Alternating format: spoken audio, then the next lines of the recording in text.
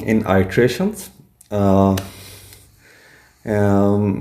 it projects the process of development in cyclic manner, repeating every step after every cycle of SDLC process. The software is first developed on very small scale, and all the steps are followed which are taken into consideration.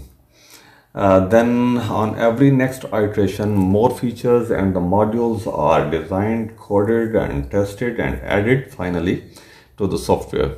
Every cycle produces a software which is complete in itself and has more features and capabilities than that of the previous one. After each iteration, the management team can do work on risk management and prepare for the next iteration. As far as the merits of this SDLC model are concerned, I can say that some functions can be quickly developed at the beginning of the development cycle. This is a parallel development approach.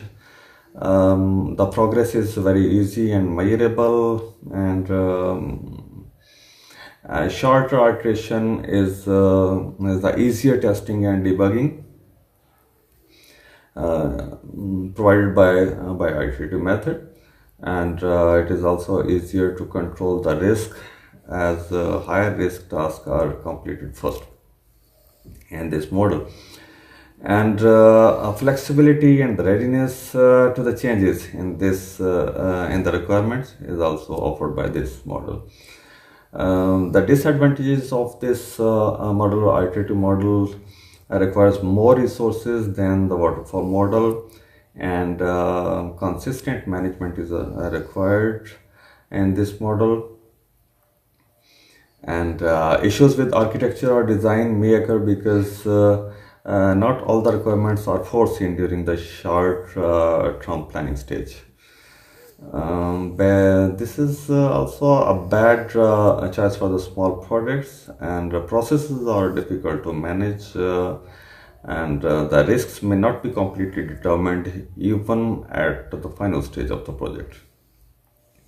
ठीक है जनाब, तो next हमारा जो है वो V shaped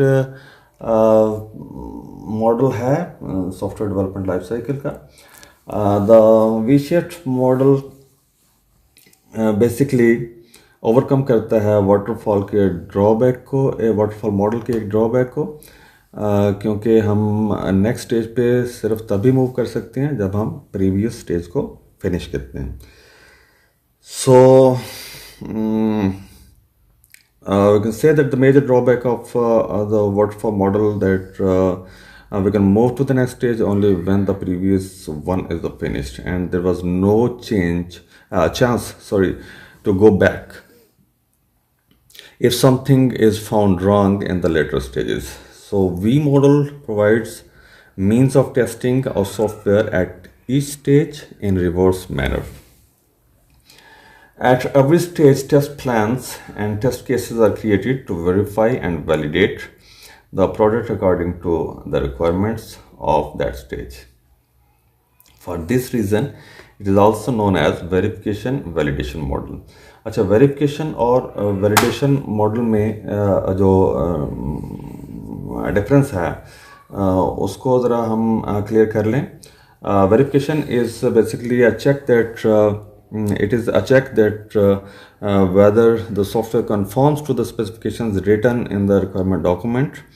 It does not involve checking for the program code or the module execution.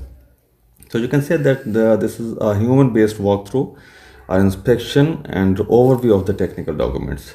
Whereas validations जो हैं, इसका मतलब है कि ये एक चेक है कि आपका जो सॉफ्टवेयर है वो कस्टमर नीड्स और एक्सपेक्टेशंस के साथ मीट करता है या नहीं करता. It always involves a check for a program code और अ मॉड्यूल एग्जीक्यूशन. एक तो ये बात डिफरेंस हो गया वहाँ से वेरिफिकेशन से, और ये एक computer based execution of the program to test the actual product. तो प्रोडक्ट को टेस्ट करने के लिए एक computer based execution.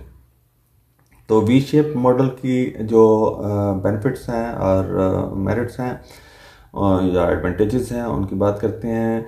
Every stage of the we shape model has strict result,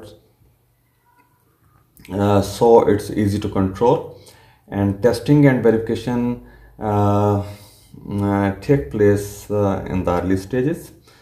Similarly, it is good for small projects where requirements are static and clear. जो disadvantages हैं उनमें lack of flexibility आप कह सकते हैं, and bad choice for the small projects है, और relatively big risk जो है they are running in the V shaped. Next जो है हमारा जो मॉडल है दैट इज़